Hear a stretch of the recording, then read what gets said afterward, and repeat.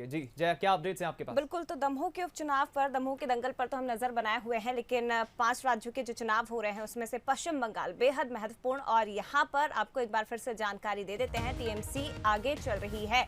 एक बार फिर से टीएमसी पश्चिम बंगाल में आगे चल रही है, रुझानों में सरकार बनाती हुई नजर आ रही है। हालांकि नंदीग्राम में ममता बनर्जी पीछे, यहाँ पर शुभेंदु अधिकारी और ममता बनर्जी जो मुख्यमंत्री है पश्चिम बंगाल की, उनके बीच में मुख्य मुकाबला था।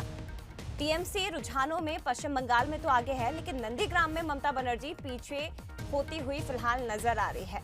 और पश्चिम बंगाल के इन्हीं चुनावों पर कैलाश विजयवर्गीय जी ने अपनी बात रखी है, जो कि वहां पर लंबे समय से मौजूद थे और बीजेपी के लिए पार्टी के पक्ष में लंबे समय से उन्होंने प्रचार प्रसार किया था। क्या कह रहे हैं, आइए सुनते हैं।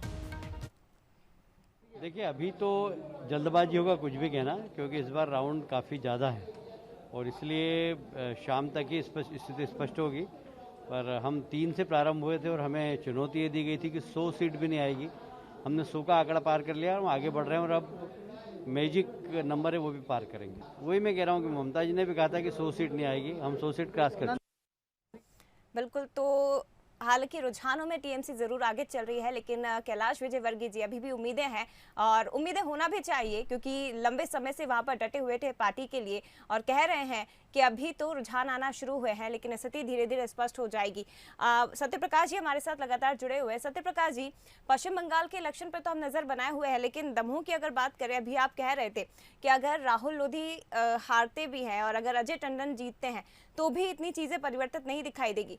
अगर हम कोरोना काल की बात करें, क्योंकि उसी समय में ये उपचुनाव हुए हैं, अगर राहुल सिंह लोधी जीतते हैं या अजय टंडन जीते, दोनों में से कोई भी प्रत्याशी जीते, चुनौती सबसे बड़ी उसके सामने ये है कि यहाँ पर कोविड से निपटना है और कैसे निपटा जाए। जी जया जी, एक्चुअली इस समय जो सिचुएशन है वो केवल दमोह में नहीं बल्कि पूरे देश में है। बिल्कुल, देश पूरे बुरे दौर से गुजर रहा है और सेंट्रल इंडिया के कुछ राज्य तो बहुत बुरे दौर से गुजर रहे हैं। बिल्कुल, थोड़ा सा एक चीज बीच में मुझे एक याद आ गई तो मैं कहना चाहता हूँ, फिर इसके बाद आपके सवाल पर आऊंगा। हाँ बिल्कुल सर।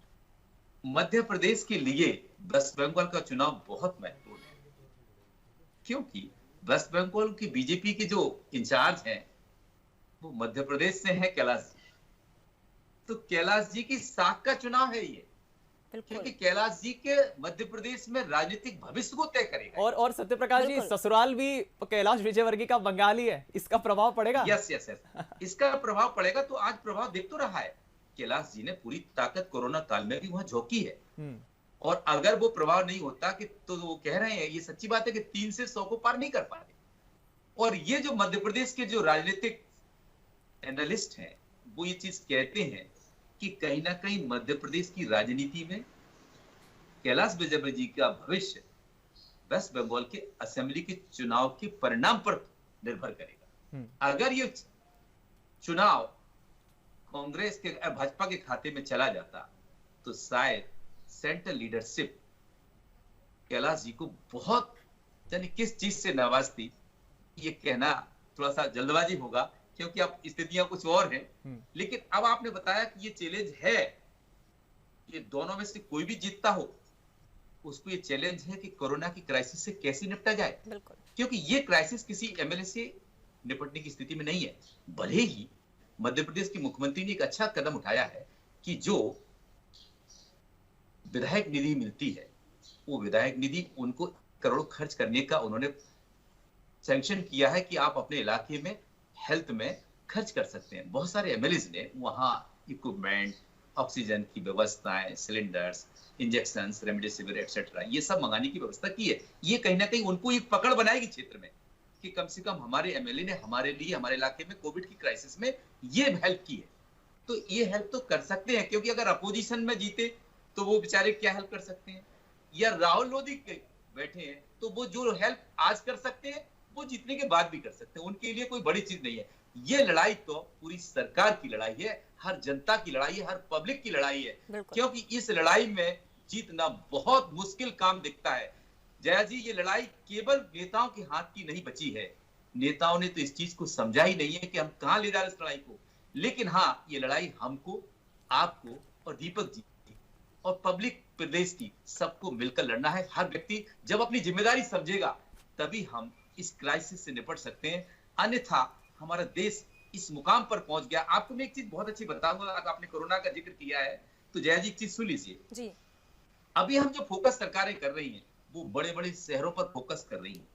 प्रदेश के जो बड़े शहर हैं वहां कोरोना के केसेस दिखाई देते हैं कि इस जिले में इतने, यहाँ ग्वालियर में इतने, भोपाल में इतने, इंदौर में इतने, जबलपुर में इतने और सागर या रीवा में इतने, लेकिन हम उस रूरल एरिया में नहीं जा रहे हैं।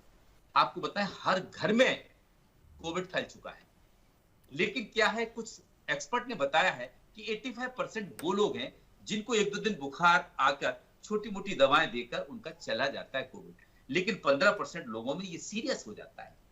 इसलिए चूंकि एक पक्की बात है कि गांव के लोगों की इम्यूनिटी शहर की अपेक्षा कुछ अच्छी होती है, वहां इसलिए इसका असर कम दिख रहा है। अन्यथा भयावह स्थिति प्रदेश की होती, क्योंकि ग्रामीण क्षेत्र से भी अब काफी लोग इन्फेक्टेड होकर शहरों की तरफ भाग रहे हैं, जिनको बेड्स नहीं है, जिनको दवाएं नहीं है, जिनको ऑक्सीजन नहीं है। बिल्कुल भयावह स्थिति सत्य प्रकाश जी हो रही है और इसी हालात से निपटना केवल दमोह के जनप्रतिनिधियों के लिए नहीं बल्कि जो 5 राज्यों में चुनाव हो रहे हैं वहां जो सरकारें बनेंगी उनके सामने भी एक बड़ी चुनौती होगी कि कैसे ये कोविड से निपटा जा सकेगा।